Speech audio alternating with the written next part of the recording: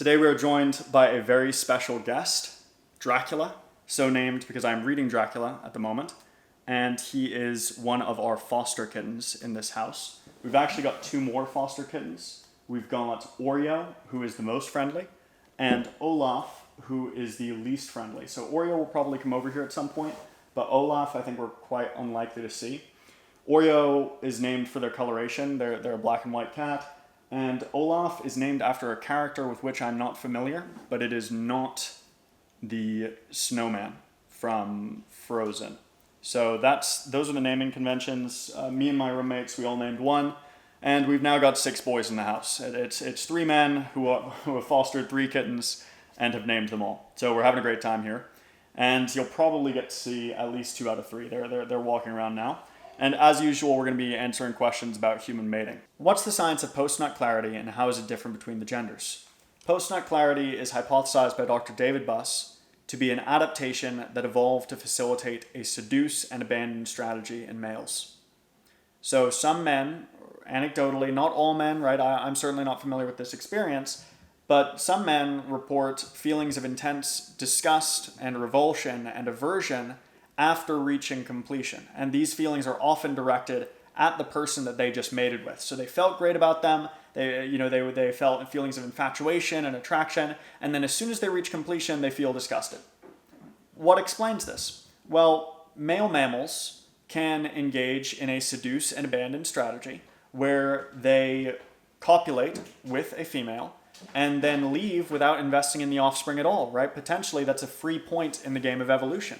Now, this isn't the norm for humans because we're a species that exhibits biparental care, so males generally engage in a lot of investment in offspring, but that doesn't mean that it would never work to do this. And so the thought is that psychologically you have all these intense motivations to mate, followed by all these feelings of intense aversion as soon as the mating is done, so it motivates seduction, followed by abandonment.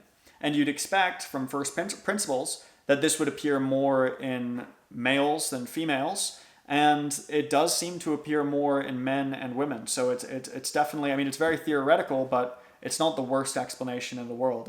It's quite interesting. I'm sure some women sometimes feel, a post-copulation clarity of sorts, and there may be some specific circumstances where this would be strategically prudent, such as maybe you're having an affair, and that you would benefit from all these motivations to engage in it, followed by, as soon as it's done, motivations to disassociate as much as possible.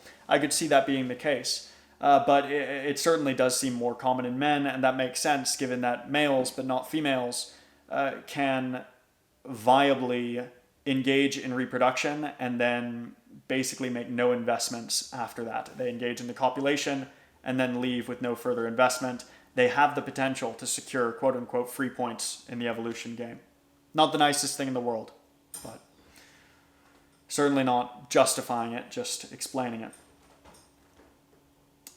Do you apply what you know about mating to your real life or give advice to friends? Honestly, no. I mean, maybe I use some of the research on physical attractiveness to try and look a little better, but other than that, no, I just follow my heart. I mean, millions of years of evolution has honed my brain and intuitions and instincts to make good mating choices. And so I trust my intuitions, I trust my gut, I trust the fact that all of my ancestors reproduced by definition, and so my intuitions, my psychology, is probably going to be fine.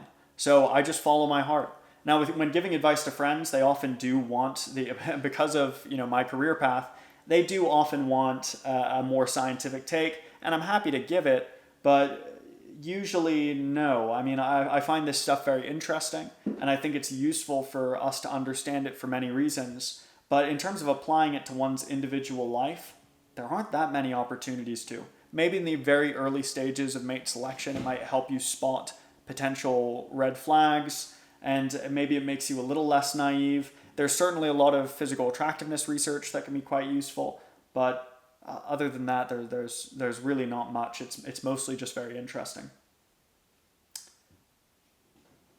What are the most attractive muscles for males to have?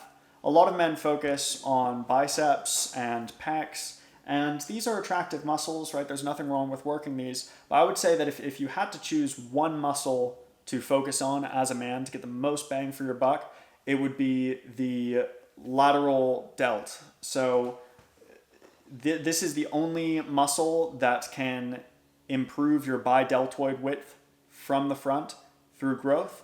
And we know from the research that your shoulder to hip ratio, your shoulder to waist ratio, these are very important in determining whether you have an attractive silhouette as a man.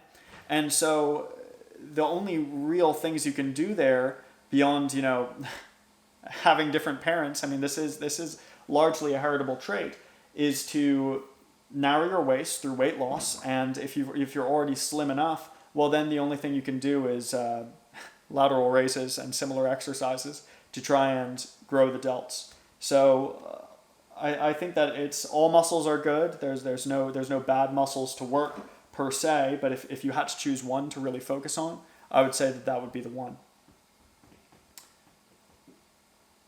And I think we will call it there. I mean, there's a lot of questions that I wouldn't answer. What's your body count? Things like that. But I think we'll do this one because it's so viral at the moment. 100 men versus a gorilla. I studied anthropology at Boston University, and there was a lot of primatology work as part of that degree, if you do the biological anthropology route, including some gorilla observation at the local zoo. And so I'm not an expert in gorillas by any means, but I have some familiarity with them. And I just do not understand how anyone thinks 100 men couldn't handle this situation. I'm going to be 100% honest. I think that 5 UFC heavyweights could take on a gorilla without too much issue as well.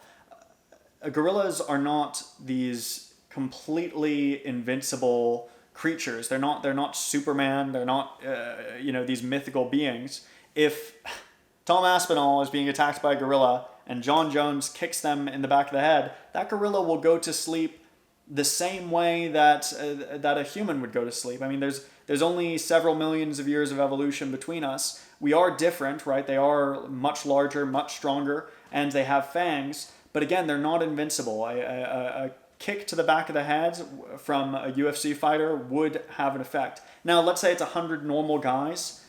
This is a point others have made, but gorillas are not endurance athletes. I mean, a gorilla would get exhausted killing 20 men who weren't fighting back, right? So the idea that a gorilla could kill 100 men who are actively resisting without getting completely tuckered out, I mean, even killing a dozen men would be completely exhausting for a gorilla. I can't even imagine them achieving it. So the idea that 80 guys couldn't beat an exhausted gorilla is completely ludicrous to me. And then again, I mean, if the gorilla is attacking 1 or 2 guys and then 3 guys come up behind them and start beating the back of the gorilla's skull, the idea that the gorilla will stay conscious through all that, it just seems ridiculous. But again, this is assuming very brave and organized normal men. If we're talking about men who are constantly fleeing and pushing each other in the way, maybe the gorilla slowly mauls through them. But then again, if we're saying it's cowardly men, we should talk about a normal gorilla. A normal gorilla is going to be very cowardly in this situation as well. If a group of 100 men went after even the biggest silverback, that gorilla would be terrified of the situation and would be also in retreat. So anyway, I really want to tend to these guys and then go get some work done. So thanks for listening, and until next time.